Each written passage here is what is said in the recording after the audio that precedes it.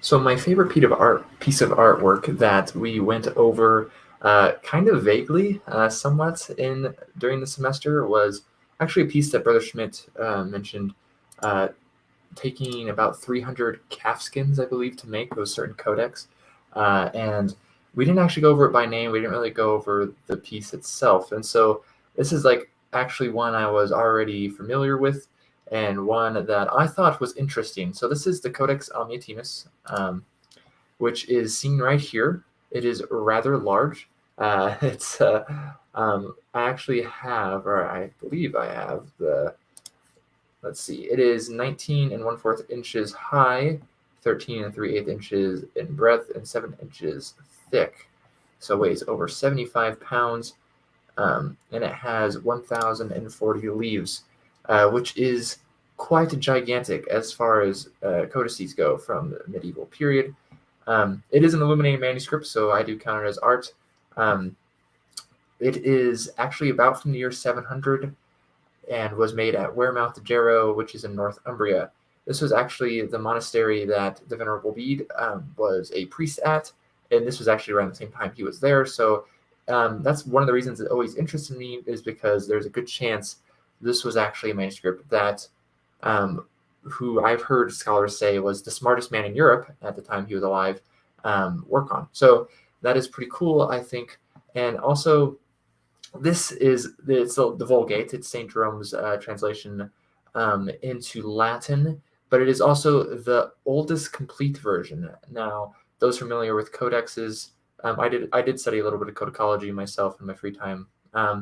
They will know that a lot of these Bibles and stuff are not actual complete Bibles. They're either the New Testament, the Old Testament, or they're just Psalms and a couple other things like Proverbs or just the Gospels or whatnot. This is everything essentially, and so this is actually the version that the Catholic Church uses or used back in 1907, I believe, to get their present Bible. And back during the Counter Reformation, this was actually the version they use to basically say we have the authority here, because if the Protestants are saying, well, the Bible is the authority, they had the oldest Bible. At the time, even the Hebrew versions that were had at the time were actually still not as old as this, the Codex Amiatinus from the year 700. This actually was, interestingly enough, was commissioned by Abbot Ceolfrid at Wearmouth Jarrow, and he went in 716, I believe, to go and give this to Pope Gregory II.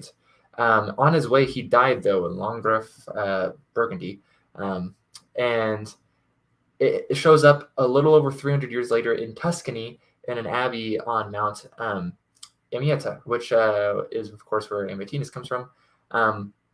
It took them several hundred years to figure out that it had came from Wearmouth Jarrow. Someone had scraped away that it was written by Ceolfrid at the beginning and put in someone else's name. And so for a long while there, they thought it had been written by Pope Gregory himself or by one of his scribes, or just someone else from around Tuscany. I believe it is still in Tuscany, actually. I don't know if it's ever returned back to England, but it's still pretty interesting. And I did mention that it was illuminated, so there is art in this. I know this is taking longer than I had imagined. This is one of my favorite art pieces, mostly because this is a rather famous piece. This is Ezra. It's generally believed to be Ezra. He's described here. You can see this a manuscript making of the Middle Ages here. The part I really like about it, if you see that vial in the bottom right, it actually has a shadow. This is, I believe, hundreds of years before shadows were typically added into paintings.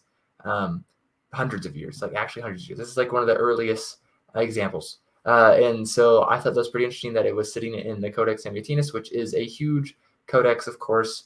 And, well, we already talked about why it's important. And I just think it's pretty awesome. It's just a great example of how important some of this manuscript stuff is, and how it can be. It was important in the Renaissance, it was important in the Middle Ages, and it's still important today. I would love to see it at some point personally, but that'll likely never happen. So anyways, but yeah, just this is the art piece that I enjoyed the most that we kind of sort of touched on.